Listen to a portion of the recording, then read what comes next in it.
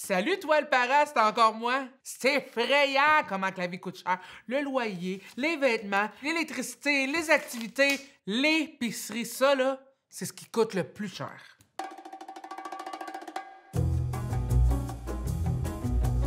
Moi puis mon chum, on travaille tellement fort, on peut pas se permettre de dépenser n'importe comment. C'est pour ça qu'on essaie de trouver des façons pour qu'il nous en reste en bout de ligne. Aujourd'hui, je vous partage une astuce que quelqu'un m'a appris, puis je vous jure que maintenant, je me fais plus avoir. Tu sais, souvent à l'épicerie, là, souvent les articles, c'est marqué en spécial. Mais c'est-tu vraiment en spécial? Fait que je pars ma sauce à spaghetti, puis je te dis ça.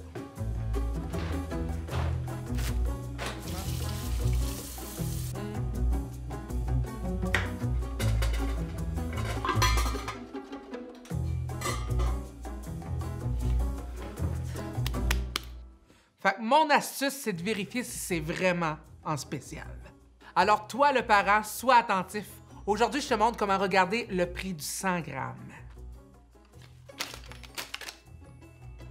Dans toutes les épiceries, si tu regardes le tout petit caractère écrit sur l'étiquette collé sur la tablette, c'est toujours écrit le prix au 100 grammes. Le prix au 100 grammes, là, ça, c'est pour savoir instantanément quel produit est moins cher pour le même poids.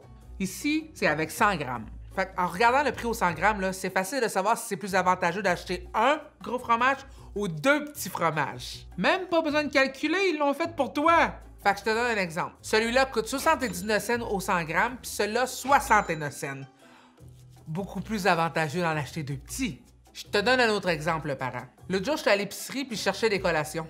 Mais je suis tombé sur des collations avec le même prix. J'ai regardé le prix au 100 grammes, il y en avait un à 79 cents du 100 grammes, puis l'autre à 93 cents du 100 grammes.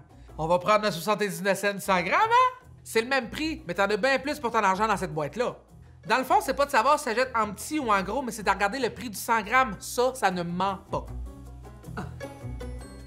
Mon autre astuce, c'est de vérifier les faux spéciaux. Tu sais, des fois, on lit vite, là, puis on se fait avoir. C'est pas parce que c'est en spécial que c'est nécessairement moins cher.